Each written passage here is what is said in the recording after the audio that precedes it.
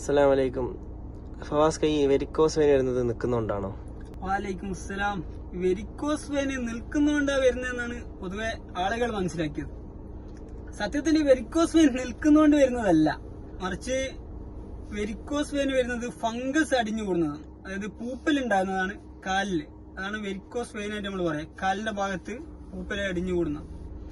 അത് ഭക്ഷണത്തിന്റെ പ്രശ്നമാണ്. മെയിനായിട്ട് ഓയിലി ഫുഡ്, അതുപോലെ ബേക്കറി ഐറ്റംസ്, ഹോട്ടലിൽ നിന്ന് ഭക്ഷണം കഴിക്കുന്നത്, പിന്നെ ആവർത്തിച്ച് ചൂടാക്കിയ എണ്ണകൾ, ഇതൊക്കെയാണ് അതിന് കാരണം.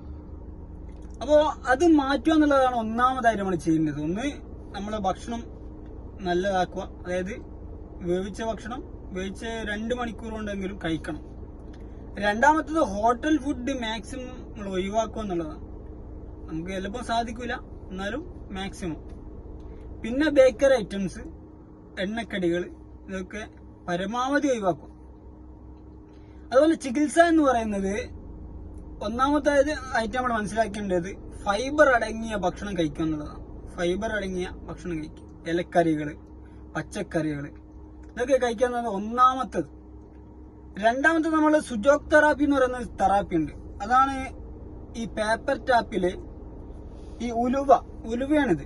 അപ്പൊ പേപ്പർ ടാപ്പിൽ ഈ ഉലുവ ഇങ്ങനെ ഒട്ടിക്കുക, ചെറുതായിട്ട് ഇതുപോലെ ചെയ്യാം.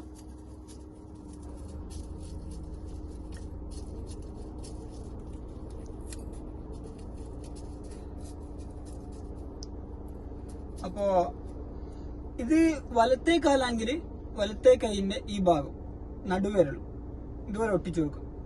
പേപ്പർ ടാപ്പിൽ ഉലുവ ആക്കിയിട്ട് എന്ത് ചെയ്യാം, ഇതുപോലെ ഫുള്ളായിട്ട് കവർ ചെയ്യുന്ന രീതിയിൽ തന്നെ എന്ത് ചെയ്യണം, ഒട്ടിക്കണം.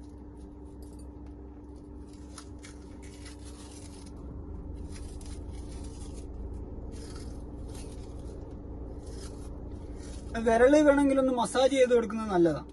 അതുപോലെ ഇപ്പുറത്തെ കൈമേലും ഇടത്തെ കാലിനെ ഇപ്പുറത്തെ കൈയിലാണ് എന്ത് ചെയ്യുക, ചികിത്സിക്കുന്നത്. അപ്പോൾ ഈ കൈമേൽ ഇതുപോലെ തന്നെ എന്ത് ചെയ്യുക, ചെയ്തു കൊടുക്കും.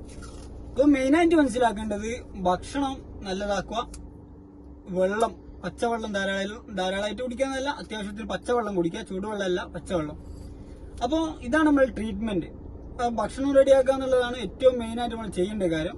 അപ്പോൾ ഇത് ചെയ്യുന്നതോടെ ഇൻഷാ അല്ലാഹ് നമുക്ക് മാറിക്കിട്ടും. പിന്നെ രാത്രി ഉറങ്ങുന്ന സമയത്താണ് ഇത് ചെയ്യേണ്ടത്. ഒരു 5 മണിക്കൂറെങ്കിലും ഇതുപോലെ എന്ത് ചെയ്യണം, കയ്യിൽ കിടക്കണം. അസ്സലാമു അലൈക്കും.